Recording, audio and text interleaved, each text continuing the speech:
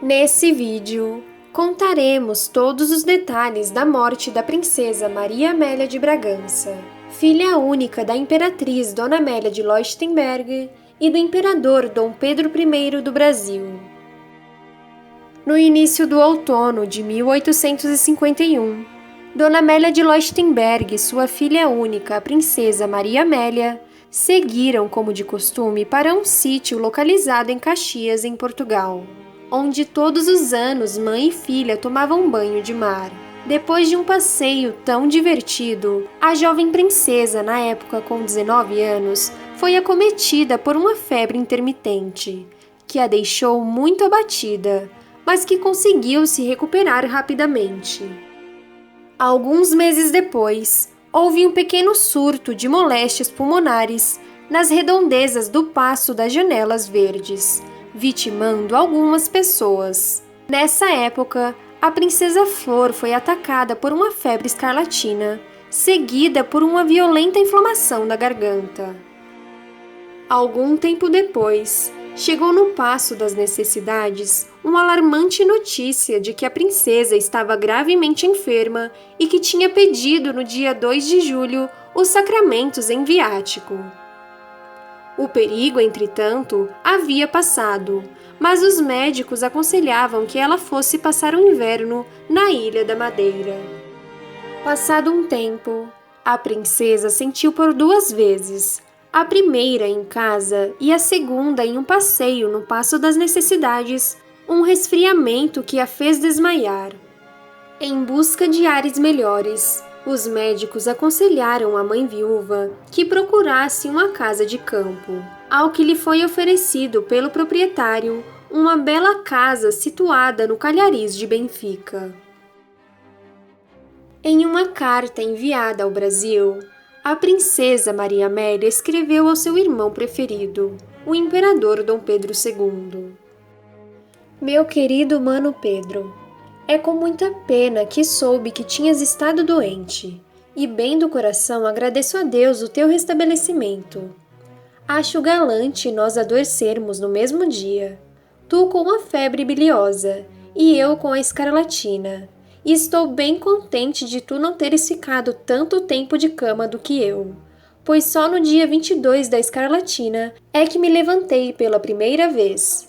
Muito me aborreceu o estar sempre deitada sem poder me ocupar-me de modo algum, porque ainda algum tempo depois de estar já fora da cama, não me era permitido ler, porque a moléstia ataca muito os olhos, e é por esta razão que não te escrevi mais cedo.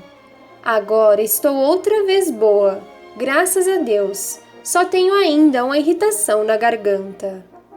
Vi o teu retrato que mandaste a Mana Maria, o que muito prazer me fez. Vê-se que deve ser parecido. Adeus, meu querido mano Pedro. Não te escrevo mais por me faltar o tempo, mas peço-te ficares bem lembrado desta tua mana muito amiga Maria Amélia. PS. Tenho agora a cabeça rapada, porque perdia muito cabelo desde as intermitentes, e o serei mais 2 vezes para dar força ao cabelo. Acho isto muito cômodo, sobretudo com o calor e os banhos de mar, e espero, deste modo, ter cabelo daqui a 3 anos. A princesa escreveu à sua irmã mais velha, a rainha Maria II, no dia 6 de julho de 1852. Deves ter ficado muito aflita recebendo a carta.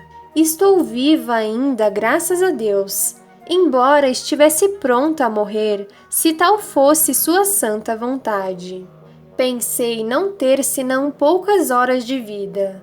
Os santos sacramentos proporcionaram-me grande consolação e novas forças. Houve grande melhora no meu estado, e eu senti que poderia adiar para o dia seguinte a carta de despedida que te queria enviar. A morte vista de perto nada tem de amedrontadora, E os santos sacramentos difundem na alma uma total resignação à vontade de Deus, uma força maravilhosa para deixar esta terra e nos conduzir à nossa pátria celeste. Eu dou graças a Deus por me haver prolongado a vida. Agradeço ao Todo-Poderoso efusivamente por deixar-me ainda junto à minha boa e querida mãe. Que o santo nome de Deus seja louvado e bendito por toda a eternidade. Não chores ao ler esta carta. Estou melhor. E para te convencer da sensível melhora que experimento no meu estado de saúde, eu te direi que escrevi estas linhas sem interrompê-las um só momento e sem me sentir fatigada. Adeus e até breve, se Deus quiser. Nas cartas seguintes, a princesa relatava o estado de sua saúde cada vez mais debilitada, da tosse sem trégua que não a deixava repousar e que cada dia tinha um acesso de febre. Como me aborrece ser obrigada a falar sempre de mim. Nada pode melhorar no meu estado de saúde antes da minha chegada à Ilha da Madeira, para onde devemos ir. Lá, as febres desaparecem, dizem, como que por encanto. Em Lisboa e em Munique, faziam-se constantes novenas para obter por intercessão da Santa Mãe das Dores a vida de uma princesa tão querida e amada por todos. No dia 26 de agosto de 1852, uma fragata chamada Dom Fernando chegava no porto para levar Maria Amélia à Ilha da Madeira. O estado de saúde da jovem princesa era pouco positivo. Profundas emoções precederam sua partida de Lisboa. A seu insistente pedido, a rainha Dona Maria II, sua irmã por parte de pai, trouxe seus filhos para abraçarem a jovem tia. Tristes pressentimentos pairavam sobre as melancólicas despedidas de família. Abraçando sua sobrinha Maria Ana de Bragança, Maria Amélia deixou escapar tais palavras: Não é verdade, Maria? Tu não me esquecerás? Antes de partir, a princesa, já tão debilitada, fez questão de arrumar seu quarto, ao que disse a uma de suas companheiras: Eu desejo que encontrem tudo em ordem. Chegada a hora da partida, no dia 25 de agosto de 1852, a princesa despediu-se de todas as pessoas que vinham cumprimentá-la. Todos, com olhos rasos d'água, acompanharam mãe e filha ao local do embarque. A jovem doente teve que ser carregada, tão fraca estava. Depois de se acomodar na elegante fragata, Maria Amélia pôs-se a admirar os belíssimos arranjos, especialmente colocados por sua mãe para que a travessia até a ilha fosse mais agradável. Reconhecendo as delicadas flores postas por sua mãe, Maria Amélia convidou as damas que estavam a bordo e mostrou-lhes todos esses encantadores detalhes de luxo e conforto inventados pela ternura materna. O rosto da jovem princesa pareceu mais sereno. Ao som de uma música agradável, a fragata partiu. A travessia foi favorecida pelo vento. No dia 29, a embarcação achava-se nas imediações da Ilha da Madeira, mas um extenso nevoeiro escondia a ilha, que não pôde ser reconhecida. Um violento enjoo agravou os sofrimentos de Maria Amélia. No domingo, 30 de agosto, o céu apareceu claro e límpido, e a fragata Dom Fernando pôde ancorar na Baía do Funchal. O desembarque só foi feito no dia seguinte. O mar estava agitado e foi preciso transportar a princesa a um barco para levá-la à terra. As ondas balançavam o frágil batel. A imperatriz aflita encontrava-se pronta para estender a mão à filha, que já se achava na escada da fragata. Os dois comandantes amparavam-na, observando o momento em que o mar menos agitado lhes permitisse levá-la. Foi um momento de penosa expectativa. A ansiedade estava estampada no rosto da imperatriz. Maria Amélia, percebendo a situação, reuniu suas forças e atirou-se nos braços de sua mãe. A Ilha da Madeira logo apareceu em todo o esplendor de sua beleza. A cidade demonstrava aspecto festivo de eterna primavera. Toda a população, com as autoridades do Funchal à frente, vieram oferecer suas homenagens e votos à princesa adoecida. Todavia, a população não demonstrou uma alegria alarmante, pois estavam apreensivos pela saúde da jovem. A princesa, física e astrônoma, foi acompanhada por uma multidão silenciosa até sua morada, seguida pela imperatriz a pé e por numeroso cortejo. Nesse trajeto por ruas ornamentadas de flores, onde grinaldas das mais variantes cores decoravam as casas, a princesa percebeu mãos que lhe ofereciam ramalhetes e pessoas que proferiam bênçãos e votos pelo seu restabelecimento. A jovem ficou profundamente emocionada. Belas inscrições foram colocadas sobre os arcos do triunfo, com frases desejando a cura da princesa. Quando mãe e filha se acomodaram em seus aposentos, a alegria, muito tempo contida, estourou por toda parte. A cidade foi iluminada. Fogueiras brilhavam sobre todas as montanhas circunvizinhas e projetavam sua radiosa claridade sobre a exuberante vegetação da ilha. A esperança exalava nas faces dos habitantes do Funchal. Eles acreditavam que seria no ar puro dos bosques que a princesa recuperaria sua preciosa saúde. As pessoas acreditavam que Deus faria um milagre e restabeleceria a saúde da filha única da imperatriz viúva. Maria Amélia estreou sua chegada no Funchal com a doação de uma fortuna ao hospital da cidade. Depois de alguns dias de repouso, a princesa fez seu primeiro passeio numa condução típica da região, um carro de bois. Esse meio de transporte colaborou muito em seu estado de saúde. O ar puro e suave que ela respirava proporcionou-lhe significativa melhora. Esses passeios repetiram-se muitas vezes e eram sempre ocasião de imenso prazer para a princesa. As belíssimas paisagens da ilha encantavam cada dia mais a moça. Durante os passeios, a princesa falava de seu maior sonho, que era justamente conhecer o Brasil, seus irmãos e a fascinante flora e fauna tropicais. Se você chegou até aqui, não se esqueça de curtir o vídeo e se inscrever no canal. Em certo dia, em que havia contemplado as montanhas basálticas da Madeira, cobertas por linda vegetação, a princesa exclamou com entusiasmo: "Se eu recuperar um dia minha robusta saúde de outrora, não é, mamãe? Nós ficaremos muito tempo nesta ilha. Faremos longos passeios nas montanhas, iremos descobrir novos caminhos, como nós fazíamos em Stein." Pouco tempo depois, os passeios de carro tiveram que ser substituídos por passeios em rede. Tornou-se necessária essa mudança devido a seu acentuado estado de fraqueza que progredia sempre. Essas excursões prolongaram-se até fins de novembro. O ar morno e perfumado da ilha já não conseguia aliviar os seus pulmões.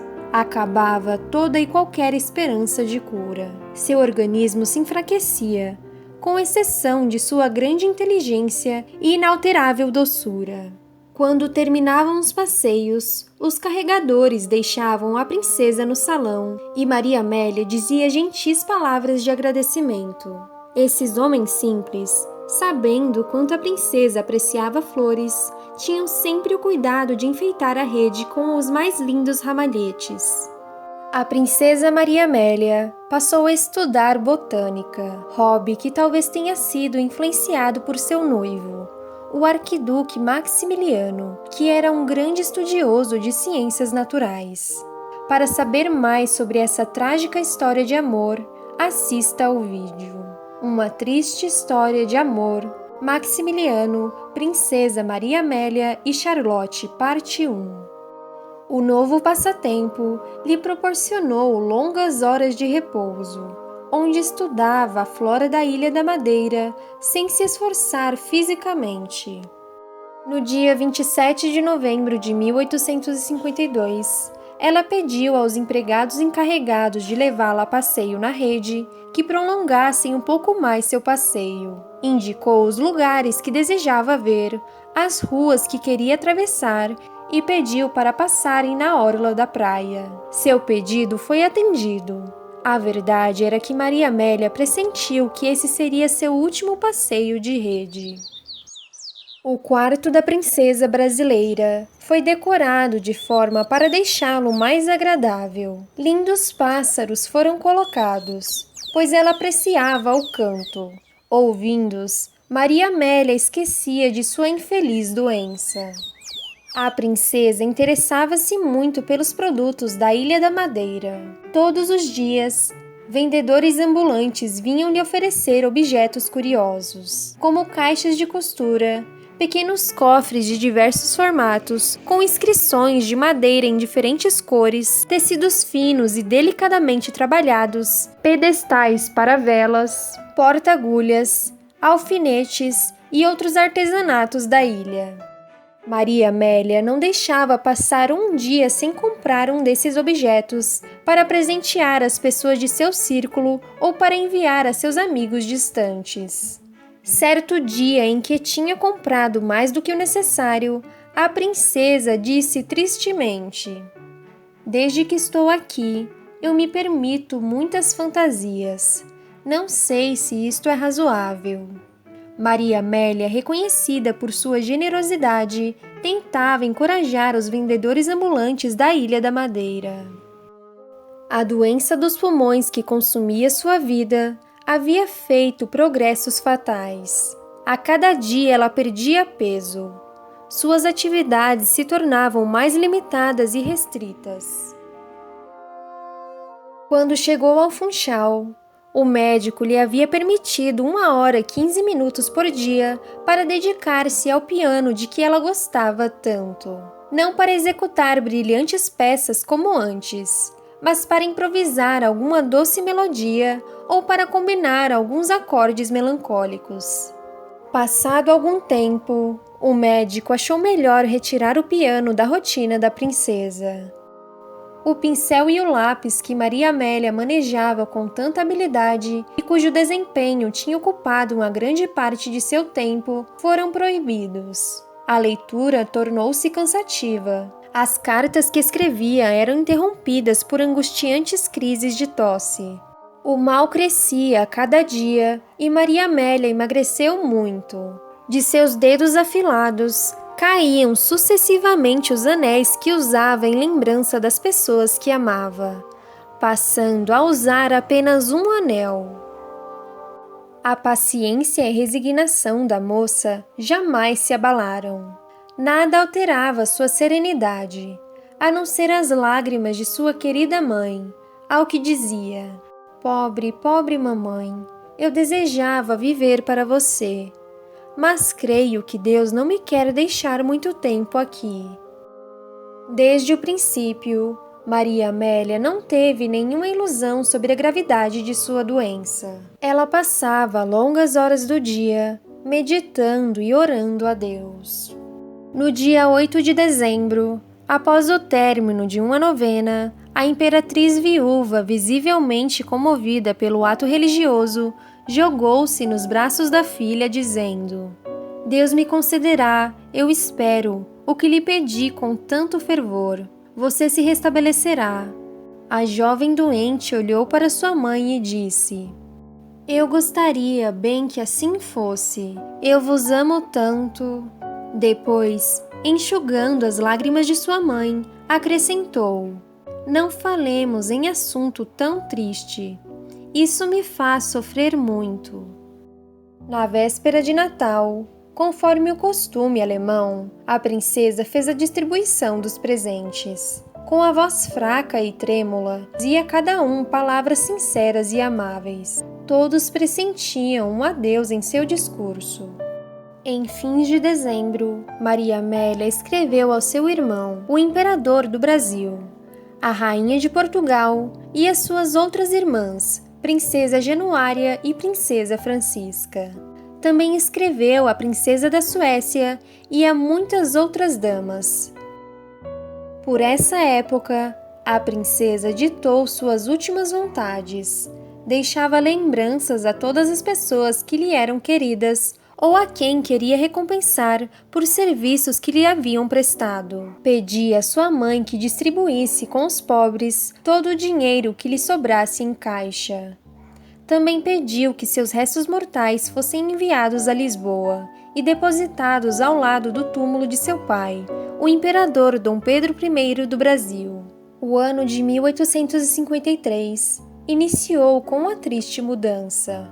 O leito da princesinha teve de ser transferido para o salão, onde a jovem doente poderia beneficiar-se dos raios de sol. Maria Amélia deixou com pesar o seu quarto dizendo: "Eu não voltarei mais aqui." A imperatriz Amélia de Leuchtenberg procurou dispersar as tristes frases que sua filha falava, mas Maria Amélia insistia em dizer que nunca mais se levantaria de seu leito. Eu não me enganei ainda. Eu dizia há 3 meses que viria o tempo em que não mais poderia me levantar. Ei-lo chegado. Lúcida, ela acompanhava todas as fases da doença.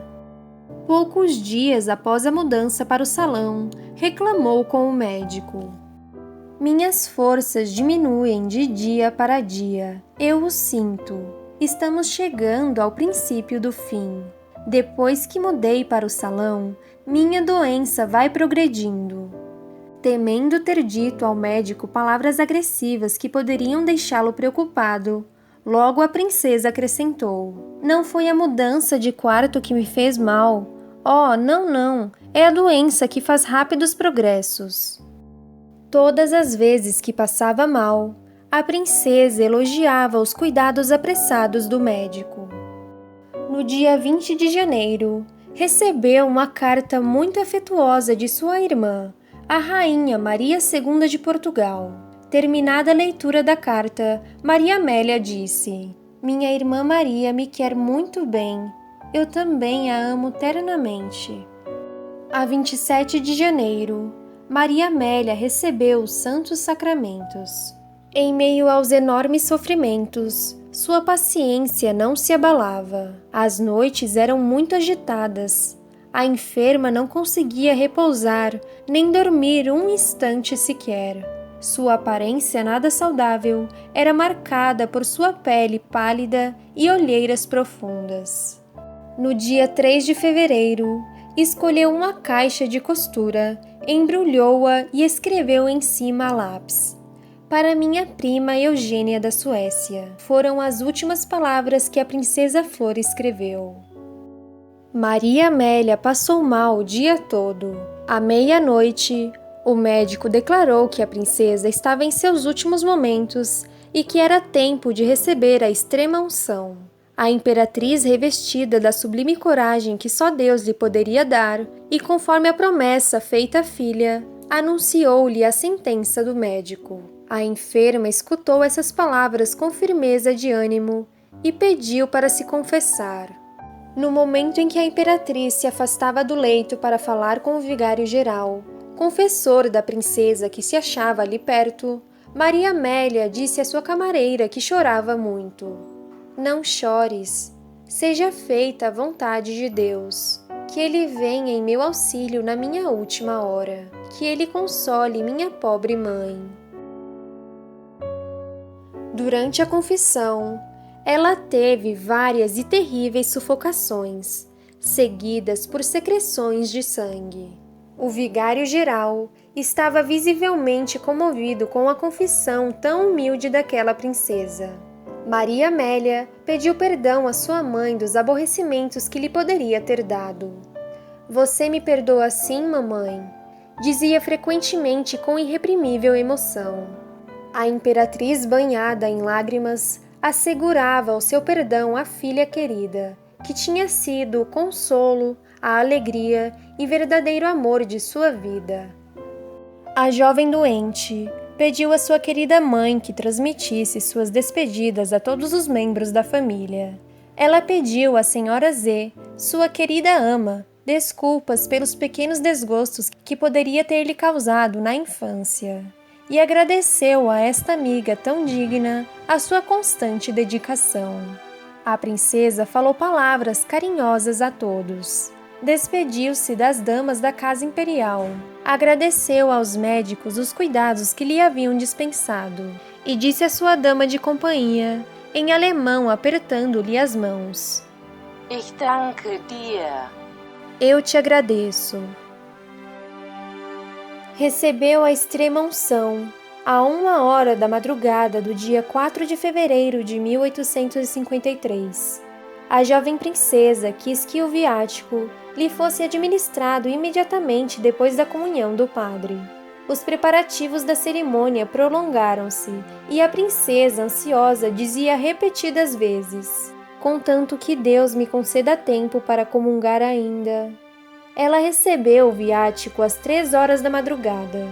Poucos minutos depois, seria tarde demais. A agonia tinha começado. Os sofrimentos eram terríveis. No entanto, ela não perdeu a consciência. Segurava a mão de sua querida mãe e lhe dizia algumas palavras afetuosas. Depois, mostrando o anel que trazia ainda em seu dedo emagrecido, dizia: não se esqueçam de mandar que o tirem antes de me colocarem no caixão. Este anel era destinado à sua irmã, a princesa Francisca.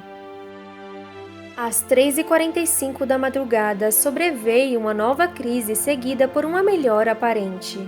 Maria Amélia abriu os olhos. Suas feições, desfeitas pelo sofrimento, reanimaram-se.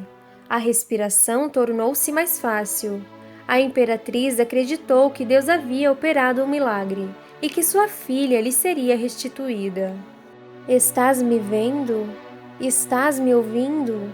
Perguntou a imperatriz.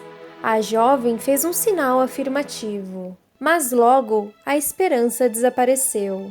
As dores recomeçaram mais violentas. Depois a respiração tornou-se mais lenta. O sacerdote deu-lhe o crucifixo a beijar. 15 minutos depois, tudo estava terminado. A alma pura de Maria Amélia havia subido ao céu. A imperatriz viúva ficou junto ao leito onde sua filha única acabara de falecer. Durante 21 anos, a imperatriz não tinha vivido senão para esta filha. Durante 21 anos, Dona Amélia de Leuchtenberg havia se dedicado totalmente à educação e à criação de sua única filha. Não podemos descrever tais sofrimentos de uma mãe tão amorosa e dedicada.